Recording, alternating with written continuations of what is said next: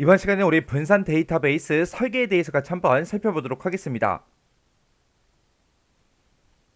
자, 우리 분산 데이터베이스 설계요. 여기 보게 되면 이제 분산 데이터베이스하고 나왔죠. 이 분산 데이터베이스라는 거는 여러 개로 이제 분산되어 있는 그런 데이터베이스를 하나의 이제 데이터베이스처럼 그렇게 이제 사용하는 그런 시스템. 그게 이제 우리 분산 데이터베이스죠. 그러면 여기서 이제 분산 데이터베이스를 이제 설계한다. 그 얘기는 애플리케이션이 됐든 사용자가 그렇게 이제 분산돼서 저장된 그런 데이터에 효율적으로 이제 접근하게 하는 거, 그걸 이제 목적으로 하는 게 우리 데이터베이스 설계라는 거예요.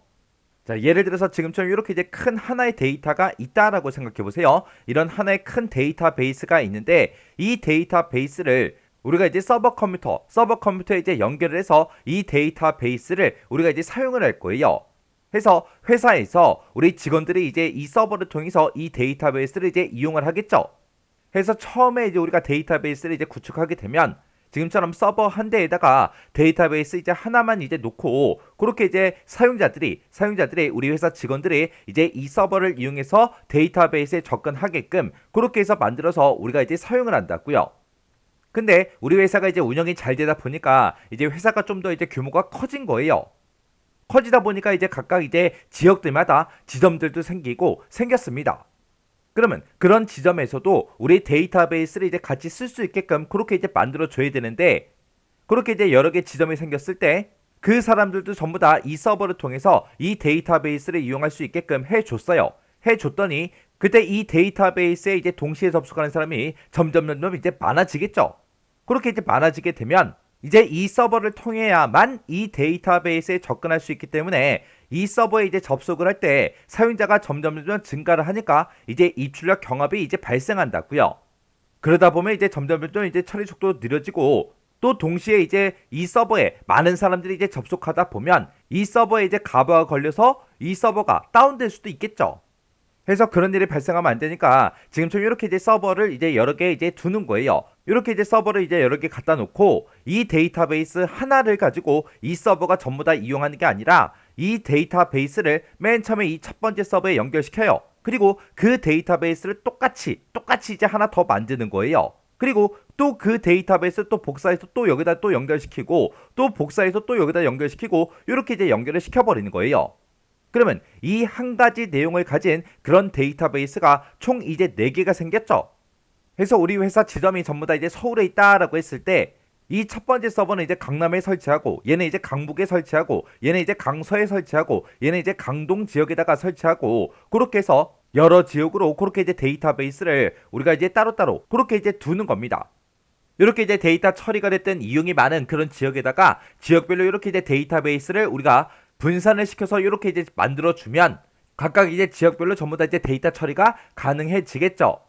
그래서 이런 것도 이제 하나의 분산 데이터베이스고요.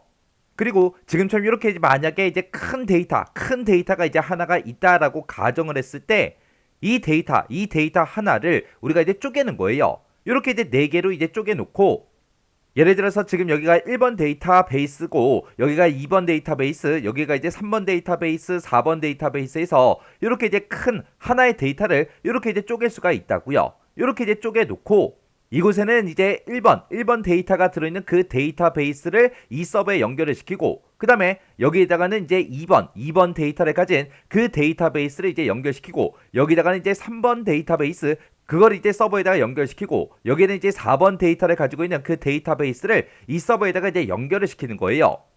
이렇게 이제 우리가 분산 데이터베이스를 우리가 구성을 해도 한 대의 서버에 하나의 이제 데이터베이스를 연결시킨 것보다는 훨씬 더 이용자가 이제 분산이 되겠죠. 근데 지금처럼 이렇게 이제 쪼개놓고 쓰다 보니까 만약에 1번 데이터를 쓰는 사람들이 너무 많아요. 너무 많아서 가끔 가다가 이쪽에서 트래픽이 너무 많이 발생하는 거예요. 그러면 여기다가 또 우리가 서버를 이제 한 대 더 설치를 하고 이 1번 데이터 있죠? 이 1번 데이터를 또 반으로 쪼개요. 반으로 쪼개서 그 절반의 데이터를 또 가지고 우리가 이 서버에다가 또 연결을 시켜서 이걸 또 분할해서 이렇게 이제 사용할 수 있게끔 그렇게 이제 만들어주면 되겠죠. 그래서 우리 데이터베이스에 이제 문제가 생기면 안 되기 때문에 그런 문제가 생겼을 때 지금처럼 이렇게 이제 처리를 해줄 수가 있습니다. 이렇게 이제 분산돼서 저장된 이런 데이터에 사용자들이 이제 접근할 수 있게끔 그렇게 이제 만들어주는 게 우리 데이터베이스 설계라는 거예요. 그래서 우리 애플리케이션이나 사용자가 분산돼서 저장된 그런 데이터에 접근하게 하는 것을 이제 목적으로 하는 게 우리 데이터베이스 설계라는 거예요. 만약에 이런 분산 데이터베이스 설계를 이제 잘못하게 되면 그 시스템이 이제 되게 복잡해지겠죠. 해서 복잡성도 증가하고요. 그리고 응답 속도도 이제 저하가 되고 비용이 증가하는 이런 여러 가지 이제 문제가 발생을 합니다. 그래서 우리 분산 데이터베이스 설계라는 거는 전역 관계망을 논리적인 그런 측면에서 소규모 단위로 이제 분할한 후 그랬어요. 아까 큰 데이터가 있을 때 그걸 4등분으로 쪼갰죠.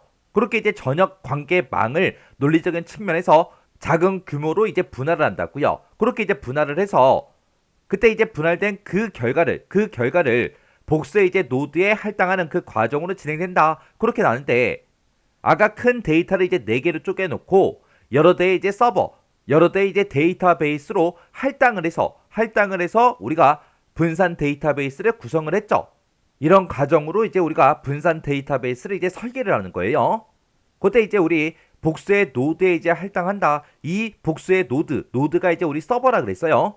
그런 서버에 이제 할당된 그런 소규모의 단위를 우리가 이제 플래그먼트라고 그렇게 이제 불러요.